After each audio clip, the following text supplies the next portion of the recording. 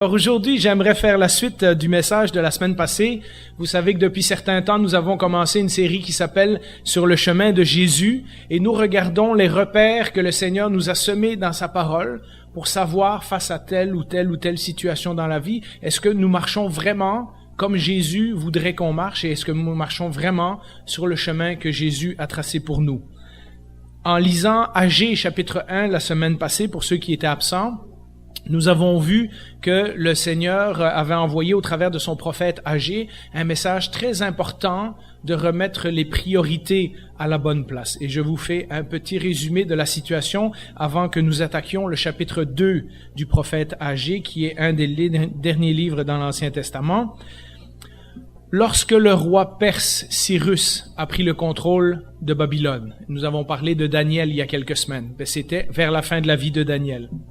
Une des premières choses qu'il a fait, c'est de permettre aux Juifs qui voulaient de retourner en Israël pour rebâtir un temple pour le Seigneur. Mais après avoir passé quelques années à reconstruire leur maison et à s'installer, on avait posé quelques briques sur le temple et le temple était resté inachevé. Alors on peut mettre l'image du temple inachevé. Et le prophète Agée est envoyé parce que ça fait 20 ans que le temple reste en ruine. Alors qu'à l'origine, le peuple avait été renvoyé chez eux pour reconstruire une maison au Seigneur. Et le prophète Agée et ensuite le prophète Zacharie sont envoyés pour encourager le peuple. Après leur message, je vous avais dit, j'ai fait une erreur la semaine passée, je vous avais dit que le temple avait été reconstruit en 18 mois. En fait, ça a pris 4 ans. Mais 20 ans vis-à-vis 4 ans, c'est quand même un exploit. Et donc, Dieu les avait prévenus qu'en s'occupant d'eux-mêmes, c'est-à-dire en prenant le temps non seulement de reconstruire les maisons, mais aussi de les décorer, puis de s'occuper de leur business, de leurs affaires, etc., qu'ils ne pouvaient pas être bénis tant que la maison de l'Éternel était en ruine. Le successeur de Cyrus a fait une guerre avec l'Égypte et il est passé à travers le pays d'Israël. Et évidemment, quand une armée s'en va en guerre, ils prennent tout ce qu'il y a dans les champs et ils prennent tout ce qu'ils ont besoin pour nourrir l'armée. Et donc, Dieu leur disait, vous avez travaillé, mais c'est comme si vous mettiez votre argent dans un panier percé. Ça rentre d'un bord, ça sort de l'autre bord. Et Dieu avait provoqué des circonstances qui faisaient que, malgré que le peuple s'occupait de ses affaires, il n'était pas béni. Ils dépensaient, puis ils avaient toujours besoin de plus et plus et plus. Et le Seigneur avait permis cette situation pour attirer l'attention sur le fait que le temple demeurait inachevé. Il avait même envoyé, pour encourager son peuple, il avait envoyé Zorobabel, qui est un descendant du roi David. Il avait envoyé Josué, qui est un descendant des grands prêtres. Et donc, vous voyez le peuple qui est parti en captivité, revient à Jérusalem. Ils reviennent avec quelqu'un qui est descendant de David. Ils reviennent avec quelqu'un qui est descendant des grands prêtres du temps ancien. Ils reviennent même avec Agée et Zacharie, qui sont 2 prophètes. Donc Dieu est en train de leur indiquer, regardez, vous êtes revenus dans votre pays, les choses peuvent recommencer comme avant. Vous pouvez avoir un roi, vous pouvez avoir un descendant des Lévites, vous pouvez avoir des prophètes qui vous parlent, ma parole vous est adressée de nouveau, mais le peuple ne semblait pas comprendre cet encouragement. Maintenant, la décision dépendait d'eux. Allaient-ils écouter et remettre Dieu en priorité ou continuer à lutter contre un Dieu qui contrôle les circonstances? Et vraiment, c'est un Dieu qui contrôle les circonstances qui nous est montré dans le livre d'Agée, parce que personne n'aurait pu prévoir que Cyrus allait conquérir l'empire babylonien en une seule nuit. Personne n'aurait pu prévoir qu'un autre roi allait venir et prendre toute leur nourriture et tout ce pourquoi ils avaient travaillé depuis 20 ans. Mais d'autres choses vont se passer, je vous en parlerai tantôt. Le temple inachevé était un symbole de leur état spirituel. Quel serait leur choix maintenant qu'ils avaient entendu la parole de Dieu? Dans un premier temps, et c'est avec ça que nous avons conclu la semaine passée, en parlant des priorités, leur première réaction, ça a été la repentance et puis l'enthousiasme. Agée est un des rares prophètes que le peuple a écouté. Et donc, il y a eu du succès dans son ministère parce que quand il a dit, le peuple a fait ce qu'il a demandé et Dieu a béni. Mais nous nous retrouvons au début du chapitre 2, un mois plus tard, où les premiers sentiments et le premier enthousiasme s'est dissipé. Tout le monde avait décidé, oui, on va servir le Seigneur, on va remettre les choses en priorité, on va reconstruire le temple. Et après un mois, il n'y a pas grand-chose qui a bougé parce que l'énergie qu'on avait au début a fait place au découragement. Et c'est là que Dieu envoie de nouveau son prophète Agé avec un autre message. Nous avons besoin plus que de bons sentiments pour rester fidèles à Dieu. Et donc, voyons comment Agé a encouragé le peuple d'Israël et comment cela peut nous servir d'encouragement pour aujourd'hui. Alors, le Seigneur envoie donc Agé un mois plus tard avec une nouvelle prophétie et nous lisons à partir du verset 3 et on peut le mettre au tableau. La première chose que le prophète fait, c'est les encourager à persévérer. Et voilà comment le texte commence. « Quel est parmi vous le survivant qui a vu ce temple dans sa gloire première? Et comment le voyez-vous maintenant?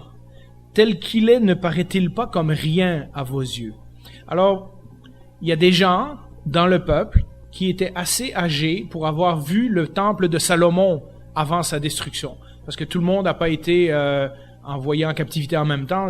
Si vous avez besoin des détails, je vous expliquerai à un moment donné avec les dates. Mais donc, il y a des gens qui sont assez âgés pour se rappeler de l'ancien temple. Et le Seigneur pose 3 questions en commençant sa prophétie. Quel est parmi vous celui qui a vu l'ancien temple? Et quand vous comparez, vous trouvez pas que la ruine qu'on a vue à l'image juste avant, comparée au temple que vous avez connu, vous trouvez pas qu'il y a aucune comparaison? Et donc le Seigneur essaye d'attirer leur regard là-dessus. De toute façon, même ceux qui n'avaient pas vu le temple en ont entendu parler en captivité.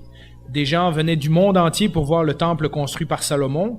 Et donc, même en exil à Babylone, les enfants et les petits-enfants des Juifs qui avaient été exilés avaient certainement entendu parler de comment Jérusalem était belle et comment le temple et comment Dieu habitait dans le temple et l'arche de l'Alliance et ces choses-là. Et donc, même ceux qui ne l'avaient pas vu pouvaient très bien dire dans leur tête, le petit bout de brique que je vois là ne compare pas du tout avec ce que le temple aurait dû avoir l'air dans le temps.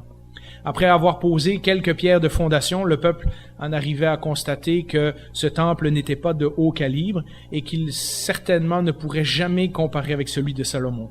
Ce nouveau bâtiment, et c'est peut-être pour ça qu'ils s'étaient découragés et qu'ils avaient arrêté de le construire. Aussi, Esdras nous dit qu'il y avait des ennemis qui les empêchaient de reconstruire le temple.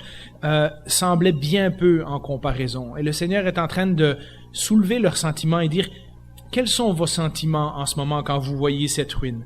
Pensez-vous jamais arriver à égaler le premier temple? Et à premier abord, il y a des raisons de se décourager. Le prophète continue au verset 4 et on peut l'afficher. Maintenant, fortifie-toi, Zorobabel. Donc, Zorobabel, c'est un des descendants de la lignée de David, qui est retourné et qui est maintenant rendu gouverneur de la province de Juda. Fortifie-toi, Josué, le grand prêtre. Fortifie-toi, peuple entier du pays, déclare l'Éternel. Et travaillez, car je suis moi-même avec vous, déclare l'Éternel, le Maître de l'univers. Alors, je vous ai déjà fait remarquer que le Maître de l'univers, ou le Dieu qui a créé le ciel et la terre, c'est la façon dont Dieu se fait connaître à son peuple au travers de Jonas et d'autres personnes. Et donc, comment le Seigneur répond à leurs sentiments? Eh bien, une fois de plus, il affirme cette courte phrase, mais qui est une promesse formidable, et qu'il a déjà fait à un autre Josué, et qu'il a déjà fait à d'autres personnes. Je suis moi-même avec vous. Travaillez, car je suis avec vous. Alors, continuez les bonnes intentions que vous avez commencées il y a un mois. Continuez à travailler sur ce projet, même si, en apparence, vous pensez ne jamais égaler la beauté du temple de Salomon. C'est un projet qui m'honore et dans lequel je prends plaisir. J'ai besoin que vous reconstruisiez ma maison. Je l'ai dit en introduction, l'état de la maison reflétait l'état spirituel du peuple d'Israël. Et donc, en reconstruisant une maison pour le Seigneur, ils montraient que leur état spirituel était en train de s'aligner avec les priorités de Dieu. La preuve que Dieu se préoccupe de son peuple, c'est qu'il leur envoie 2 messagers en même temps, le prophète Agé et le prophète Zacharie, donc 2 prophètes, et nous l'avons vu dans le verset 4, il a envoyé également Zorobabel, qui est un descendant de David, et Josué, qui est un descendant de la famille d'Aaron, donc des grands prêtres. Et donc Dieu est en train de mettre en place tout ce que ça prend pour faire revivre la nation d'Israël comme avant l'exil. Et le peuple aurait dû comprendre. Mais comme ils ne comprennent pas, bien Agé est envoyé avec ce message pour les réconforter. Nous passons ensuite au verset 5. Le Seigneur dit « Je suis avec vous » et ensuite il précise « Conformément à l'engagement ou à l'alliance », donc rappelez-vous le mot « alliance », c'est un mot qu'on trouve souvent dans l'Ancien Testament, « que j'ai conclu avec vous quand vous êtes sortis d'Égypte. Mon esprit est au milieu de vous, n'ayez pas peur. » Alors vous voyez ce que le Seigneur fait. Il est en train de leur dire, j'ai fait une promesse, j'ai fait une alliance avec vous il y a longtemps. Mais cette alliance, elle tient toujours. Si vous revenez à moi, moi je suis le même Dieu, je n'ai pas changé. Mais vous savez qu'est-ce qu'il y a de plus extraordinaire? Et ça je l'ai découvert en lisant des commentaires bibliques. C'est que le jour... le chapitre 2 commence la 2e année du règne de Darius, le 21e jour du 7e mois. Le 21e jour du 7e mois, c'est la dernière journée de la fête qu'on appelait la fête des tabernacles, la fête des tentes. On peut mettre l'image suivante. Ça, c'est la fête que les Israélites faisaient chaque année, le 7e mois, pour se rappeler qu'ils avaient vécu dans des tentes dans le désert lorsqu'ils étaient sortis d'Égypte et que pendant 40 ans, Dieu avait pourvu à leurs besoins avec la manne et avec l'eau du rocher et tout ça, jour après jour après jour. Et donc, chaque année, le peuple faisait une fête qui durait 8 jours dans lesquels ils habitaient dans des tentes pour se rappeler la sortie d'Égypte. Et le dernier jour de la fête, le prophète Agé leur arrive avec ce message en disant « Conformément à quoi? À l'alliance que j'ai conclue avec vous quand vous êtes sortis d'Égypte. » Voyez-vous le timing du Seigneur? Il choisit le jour de la fête des tentes, au moment où le peuple se rappelle la sortie de l'Égypte, pour dire « Écoutez, j'ai fait alliance avec vous quand vous êtes sortis d'Égypte. J'ai promis que mon esprit serait parmi vous. Alors n'ayez pas peur, mettez-vous au travail. » En d'autres mots, Dieu est en train de dire,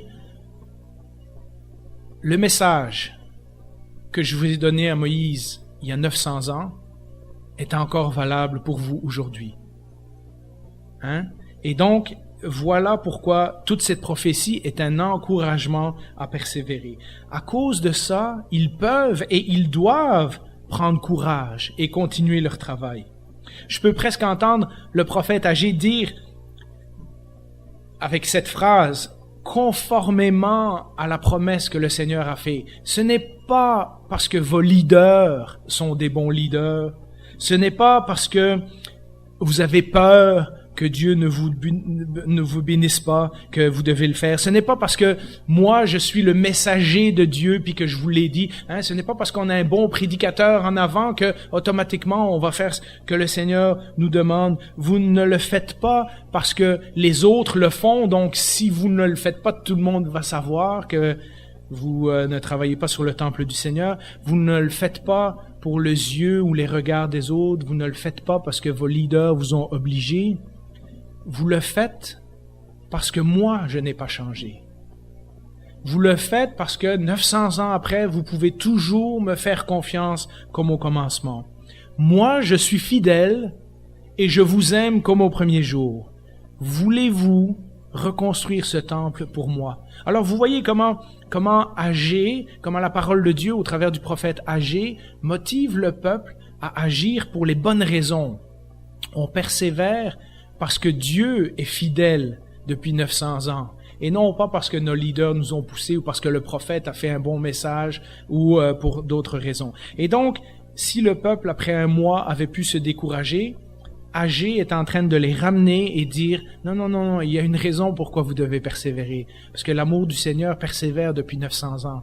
Et donc, ne perdez pas courage, parce que Dieu est le même que celui qui vous a fait sortir d'Égypte. » Alors, on continue au verset 6 à 9, et ça, c'est des versets vraiment magnifiques.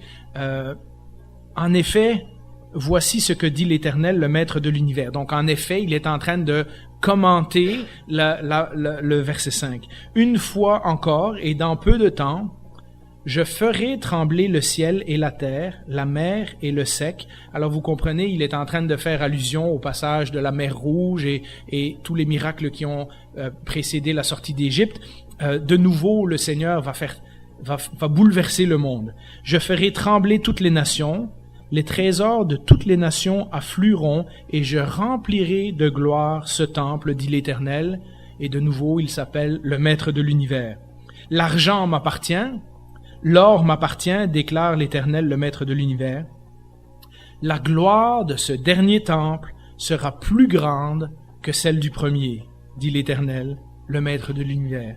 Et c'est dans ce lieu que je donnerai la paix, déclare l'Éternel, le Maître de l'univers. » Alors, ils sont devant des fondations et un temple en ruine, et le Seigneur est en train de leur dire, « Vous avez bien fait de remettre vos priorités à la bonne place, mais moi, je vous promets en échange que maintenant, je vais agir.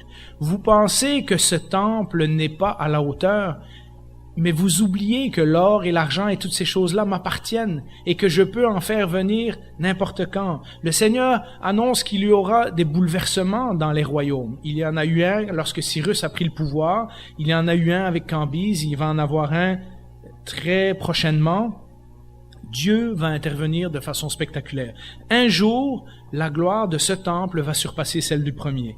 Et on sait très bien que lorsque Hérode a pris le pouvoir et qu'il a amélioré le temple, c'était une des constructions magnifiques de cette époque-là. Les gens venaient de partout dans le monde pour voir ce temple qui était encore plus beau que celui de Salomon. Mais ce n'est pas seulement avec Hérode que le temple est devenu plus beau. Il est arrivé quelque chose d'extraordinaire qu'on peut lire dans Esdras chapitre 5 et chapitre 6. Et si vous avez du temps, je vous encourage de relire Agé chapitre 2 chez vous cet après-midi. Et ensuite, lisez Esdras 5 et 6. Qu'est-ce qui se passe dans Esdras 5 et 6? C'est qu'il y a un nouveau roi qui a pris le pouvoir. Et il y a une série de circonstances extraordinaires qui vont faire que ce roi va se rappeler que son prédécesseur Cyrus avait promis de reconstruire le temple. Et il va payer tous les frais des travaux de sa propre poche. Alors le roi de Babylone était appelé le roi des rois, le seigneur des seigneurs à cette époque-là. Et donc on a l'homme le plus puissant du monde, l'homme le plus riche du monde, qui dit « Hey, il y a un temple à Jérusalem qu'on avait promis qu'on allait reconstruire. » Et le Seigneur met à cœur, au travers de Néhémie, au travers de d'autres personnes, à ce roi de donner l'argent que le peuple avait besoin pour reconstruire. Alors vous voyez, le Seigneur dit, vous vous êtes repentis, vous avez mis vos priorités au bon endroit, vous avez commencé à travailler, mais là vous êtes à la veille de vous décourager parce que vous pensez que ce temple ne sera jamais aussi beau que l'ancien.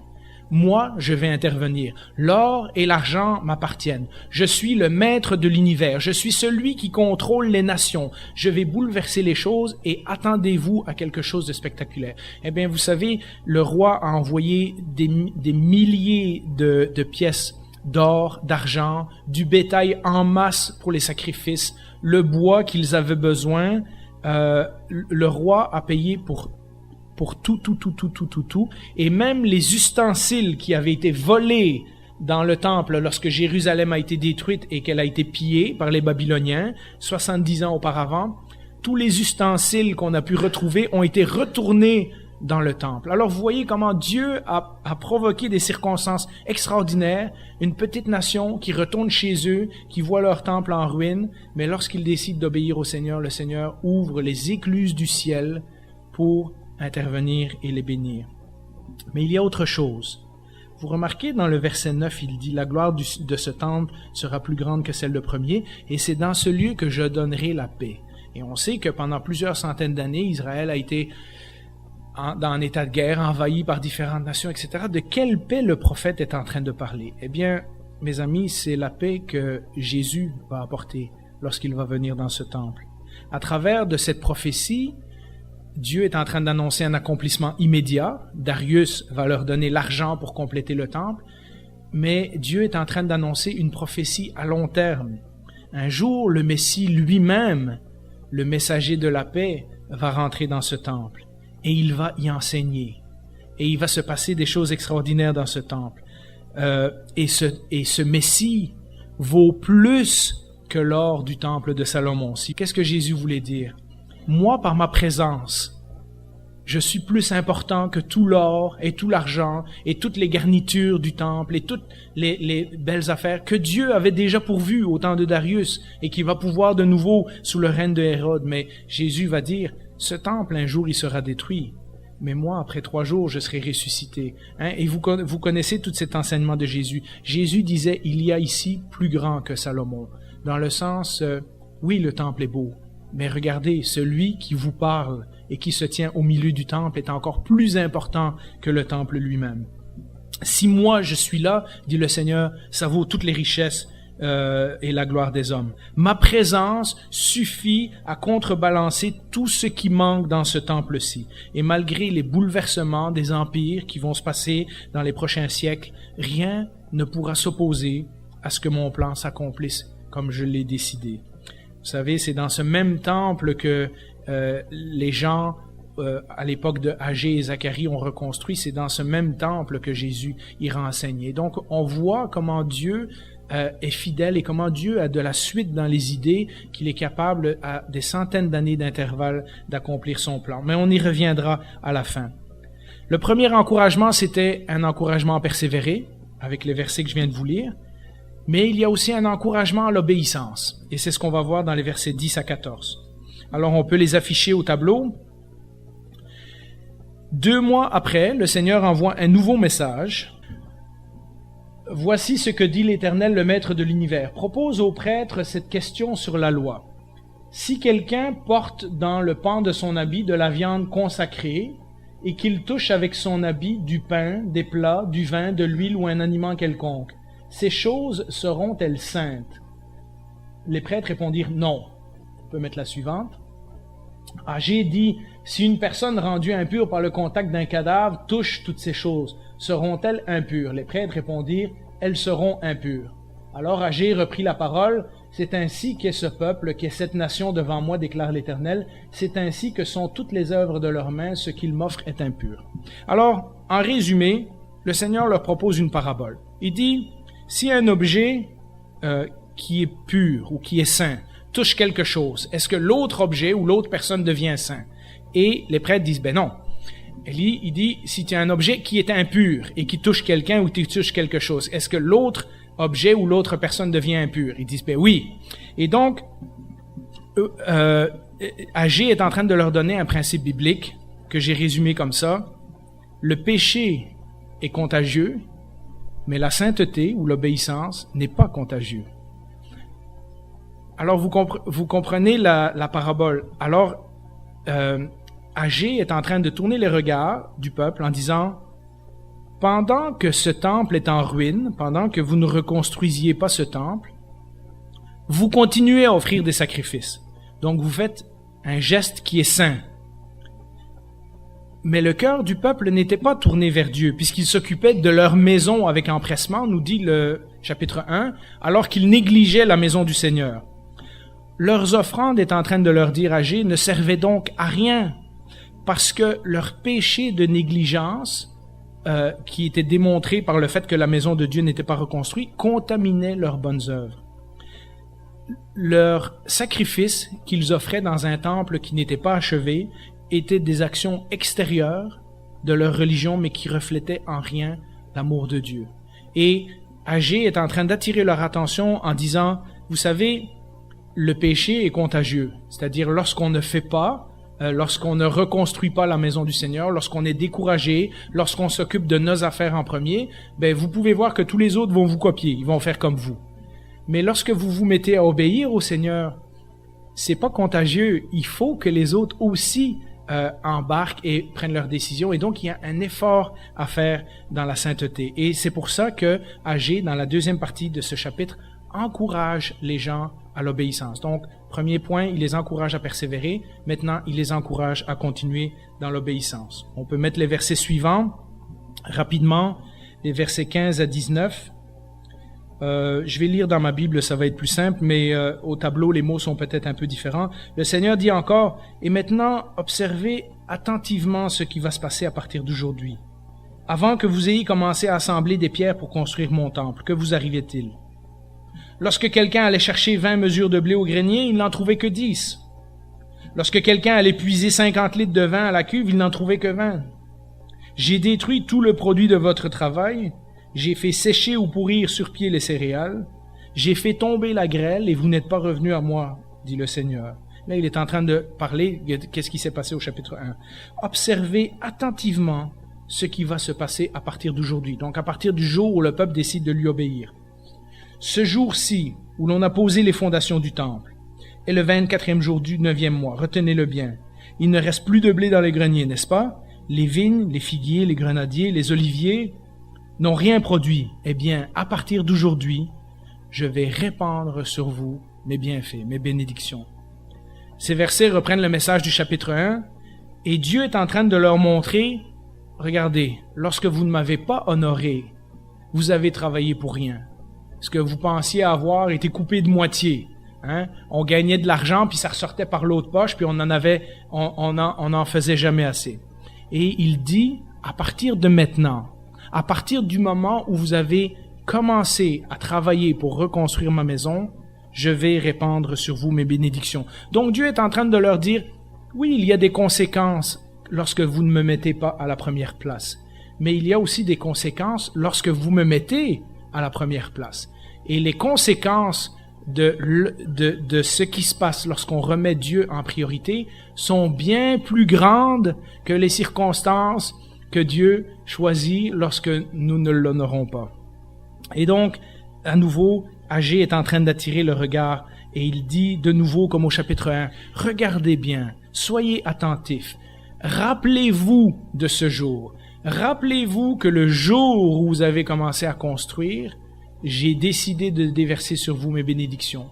Quelques mois après, des gens vont venir de Babylone avec tout ce qui manquait, l'or, l'argent et tout ça.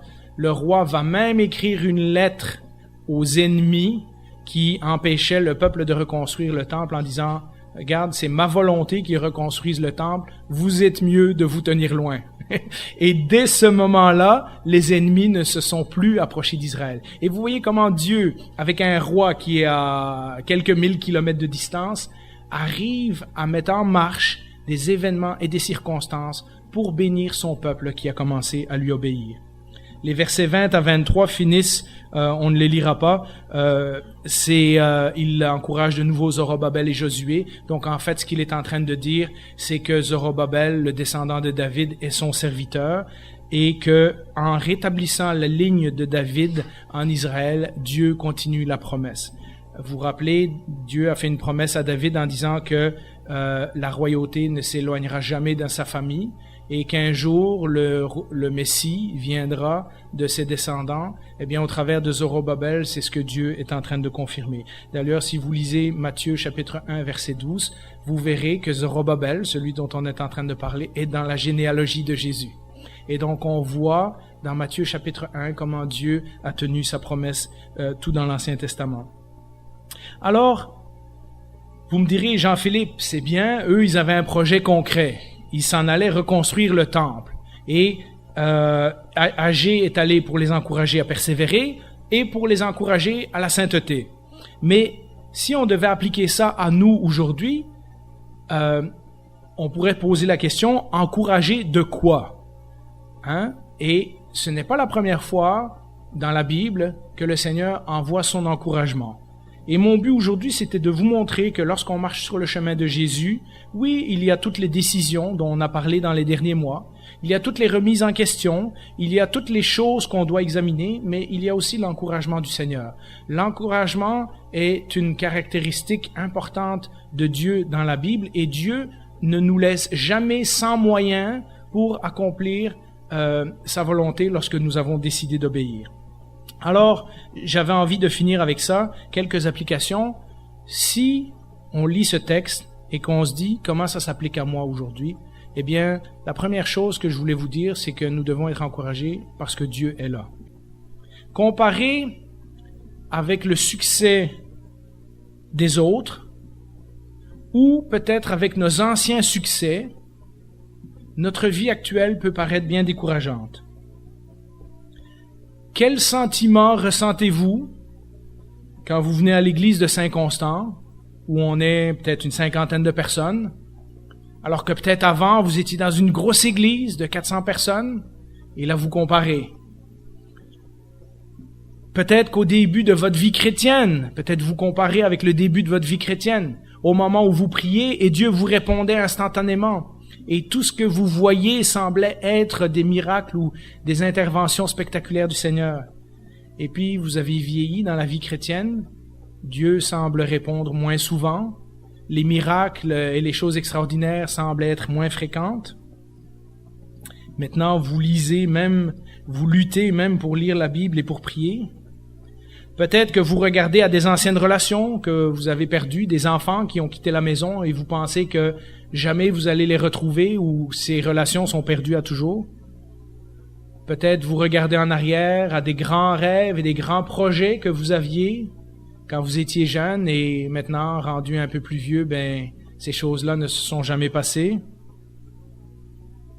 Peut-être regardez-vous à d'autres qui, eux, semblent grandir dans le Seigneur, qui, eux, semblent avoir des réponses à leurs prières à chaque fois qu'ils prient, qui semblent avoir le contact avec le Seigneur tellement facile.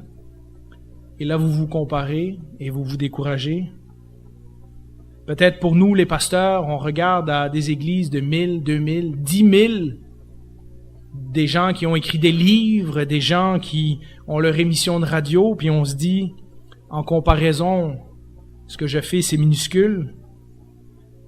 Et vous voyez comment toutes ces choses, toutes ces comparaisons, tous ces regards à l'ancien temple de Salomon, et on pense que le nouveau temple qu'on est en train de construire ne sera jamais à la hauteur.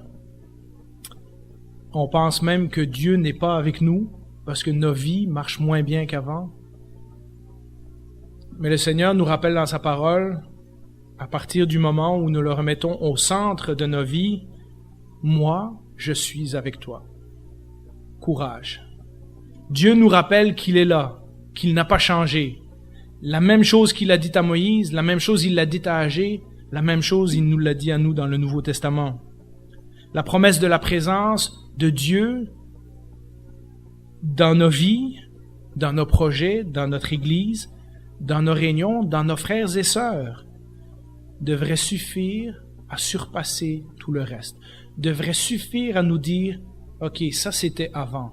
Et ce que je vois maintenant, c'est que Dieu est encore présent. Dieu reste avec son peuple. Dieu continue à parler à son peuple. Dieu nous a promis que la bonne œuvre qu'il a commencée à nous, il va l'amener à son accomplissement. Et lorsque nous nous sentons découragés, en regardant toutes ces choses qui n'ont pas fonctionné dans notre vie, reprenons courage parce que Dieu affirme qu'il est avec nous. Jésus, on peut le mettre au tableau, après avoir donné son ordre de mission aux disciples, allez dans le monde entier, faites des disciples, enseignez-leur, baptisez-les. Jésus leur fait cette promesse. Et moi, je suis avec vous tous les jours jusqu'à la fin du monde. La dernière parole que Jésus dit, après nous avoir envoyés en mission, c'est « Oubliez pas que je suis avec vous ». C'est important. C'est très important de s'accrocher à la parole de Dieu. Il nous envoie en mission, mais il nous rassure qu'on n'est pas tout seul. Donc, on peut être encouragé de se rappeler que Dieu est là. La deuxième chose qu'on peut être encouragé, c'est que Dieu honore l'obéissance. C'est-à-dire, persévérons parce que Dieu va honorer notre obéissance. Et je vous explique. Nos actions religieuses, c'est-à-dire venir à l'église, donner de l'argent, assister à la réunion de prière, etc., sont des belles actions, mais ne nous rendent pas automatiquement acceptables aux yeux de Dieu. Si nous évaluons notre vie spirituelle en disant « Ah, moi je donne et moi je vais à l'église 2 fois par semaine, puis moi je prie pour tout le monde qui est sur la liste de prière », on peut croire que, et c'est peut-être pour ça qu'à un moment donné, on réalise qu'on n'est pas à la hauteur et qu'on se décourage. En d'autres mots, pour suivre la prophétie de Agé, le contact avec des activités spirituelles, des endroits spirituels ou des personnes spirituelles ne nous rend pas nous-mêmes automatiquement saints. Ce qui nous rend saints, c'est la foi la Bible nous le dit, il faut d'abord croire en Jésus, il faut se repentir de nos anciens péchés, et à de nombreuses reprises, Jésus nous dit qu'on doit produire des fruits qui sont dignes de cette nouvelle vie. C'est comme ça que nous savons si notre relation avec Dieu est à la hauteur. C'est pas en nous comparant avec la vie des autres chrétiens dans notre Église, parce que nous sommes à différents niveaux. L'obéissance donc des actes extérieurs de la foi chrétienne, sans l'obéissance de notre personne intérieure, est insuffisant. L'obéissance que Dieu requiert, c'est l'engagement de nos pensées, de nos motifs, de nos désirs, de notre volonté, de nos secrets, de nos envies, de nos buts, de nos sentiments, de notre âme, tout. Si nous n'avons pas cela, ça ne nous rend pas différents que d'offrir des sacrifices dans un temple en ruine. C'est-à-dire que nous offrons des sacrifices, nous faisons la bonne chose, mais le temple en ruine reflète en réalité notre priorité spirituelle. Le Seigneur nous l'a dit à de nombreuses fois dans sa parole, il veut notre être tout entier. Et lorsque nous nous tournons entièrement vers Dieu et que nous nous mettons au travail pour lui, dans les œuvres qu'il a déjà préparées pour nous, lui, il réarrange le monde pour accomplir sa volonté. Éphésiens 3:20, on peut l'afficher, nous dit « À celui qui peut faire, par la puissance qui agit en nous, infiniment plus que ce que nous demandons ou pensons. À lui soit la gloire. » Alors vous voyez, l'apôtre Paul avait compris les enseignements de l'Ancien Testament. L'apôtre Paul avait compris la prophétie d'Agé.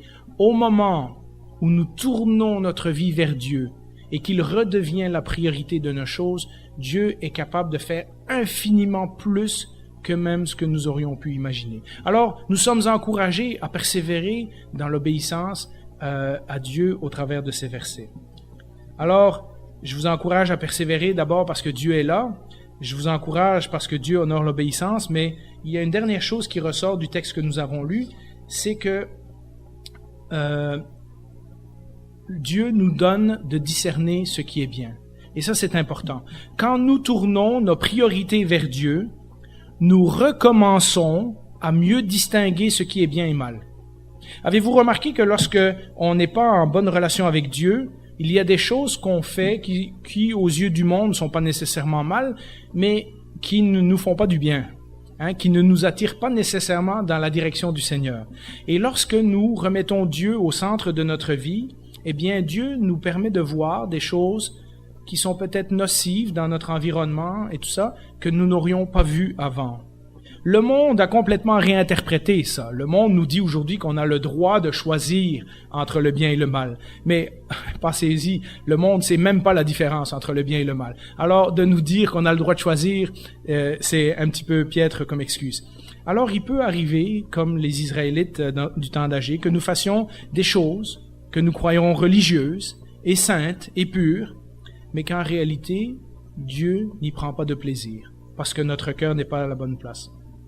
Le monde et les églises sont pleins de gens qui essaient d'obtenir les bénédictions de Dieu sur leurs propres termes. On leur dit que s'ils y croient de toute leur force, s'ils viennent à la réunion de prière, s'ils donnent de l'argent au pasteur, etc., etc. Mais ce qu'on oublie de leur dire, c'est si ton cœur est tourné vers Dieu en premier.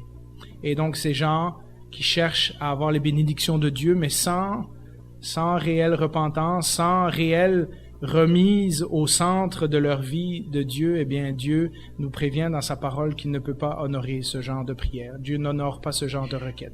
Voyez comment les choses se font dans l'ordre de Dieu. Mais Dieu ne nous donne pas un avertissement ici simplement pour discerner le bien et le mal et nous taper sur le dos. Dieu ne nous donne pas ce message pour qu'on se sente coupable. Remarquez ce qu'il a dit dans les versets 15 à 19. À partir d'aujourd'hui, rappelez-vous de ce jour, je vais me mettre à travailler pour vous. Ce que Dieu est en train de dire ici, c'est que je vais vous donner du discernement, pas pour que vous sachiez juste la différence entre le bien et le mal, mais parce que vous avez l'opportunité de choisir le bien, et qu'en choisissant le bien, vous avez une incroyable opportunité de changer les circonstances. Et c'est ensuite qu'on reçoit les bénédictions de Dieu. Je vous donne un exemple du Nouveau Testament. Philippiens 1, versets 9 à 11, nous dit ceci.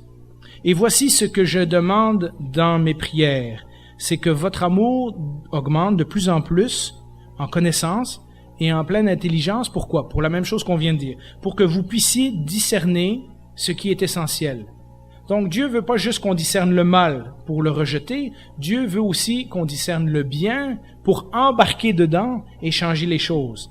Ainsi, vous serez purs et irréprochables pour le jour de Christ. Quoi? Remplis du fruit de justice qui vient par Jésus-Christ. Et donc, Dieu veut pas juste nous montrer ce qu'on fait de mal. Dieu veut nous montrer aussi que lorsqu'on fait ce qui est bien, il y a du fruit qui est produit. Et ceci m'amène à la conclusion. Dieu savait que le travail que le peuple faisait en ce moment de reconstruire sa maison n'avait pas simplement pour conséquence de les bénir immédiatement, même si ça s'est arrivé aussi, mais que le travail qu'ils étaient en train d'accomplir aurait des conséquences pour toute l'humanité lorsque le Messie lui-même viendrait dans ce temple. Qui sait ce que Dieu est en train de préparer pour le futur au travers de ce que nous allons décider aujourd'hui d'accomplir dans l'obéissance? On peut mettre la dernière image. Sur le chemin de Jésus, je l'ai dit, Dieu ne nous laisse pas décourager, Dieu nous encourage fois après fois, régulièrement, à lui donner notre vie. En retour, il nous garantit que les fruits de cette priorité de notre cœur seront abondants. Ne passons pas à côté de ce rendez-vous divin. Amen. Je vous invite à prier. Seigneur, lorsque nous entendons ta parole, il y a quelque chose qui s'allume au fond de nous et nous pouvons être motivés à te suivre et à t'obéir, et puis rapidement les découragements et les inquiétudes de la vie viennent prendre le dessus et nous oublions les engagements que nous avions faits. Nous voulons ce matin, face à ta parole, nous remettre de nouveau devant toi, affirmer ces priorités et demander que, fidèle à ta parole, tu puisses nous montrer dès cette semaine comment, lorsque nous t'obéissons, comment, lorsque nous te mettons au centre de notre vie, comment, lorsque notre relation avec toi, notre lecture de ta parole et notre temps de prière deviennent des choses importantes dans notre vie, comment tu mets les choses en place pour nous bénir et pour bénir ceux qui sont autour de nous. Ce n'est pas simplement pour nous que nous prions, parce que nous savons que de toutes sortes de façons tu nous bénis régulièrement, mais parce que nous savons qu'avec un Dieu qui a fait l'univers et qui voit les choses à long terme, nous savons que peut-être les choses, les pas d'obéissance que nous accomplissons aujourd'hui peuvent avoir des fruits à long terme. Qui sait ce que tu vas faire au travers de nous? Qui sait ce que tu vas faire au travers de notre Église? Qui sait si quelqu'un ici ne va pas se lever pour être un prochain serviteur qui va bouleverser le monde, grâce au témoignage, grâce à l'obéissance que nous avons aujourd'hui. Seigneur, nous nous sentons bien petits, nous nous sentons bien faibles. Saint-Constant au Québec, qu'est-ce que c'est sur la carte du monde? Et pourtant, tu nous as réunis ici, semaine après semaine, mois après mois, année après année. Ce n'est pas par hasard. Seigneur, tu nous parles, tu nous motives, tu nous convaincs, tu nous corriges par ta parole dimanche après dimanche. Que nous puissions de tout notre cœur nous tourner vers toi, te donner toute notre vie, nos pensées, nos sentiments, nos projets, notre santé, nos enfants, nos familles, notre temps, notre argent, afin que nous puissions voir tes bénédictions s'accomplir sur nous et surtout sur le Québec et les gens qui nous entourent. Te prions au nom de Jésus que tu puisses réveiller notre esprit comme tu nous l'as dit dans Agé chapitre 1, que tu puisses nous donner la force de continuer, que tu puisses nous donner le vouloir et le faire, parce que sans toi, nous allons arriver un jour devant toi et nous n'aurons rien à te présenter.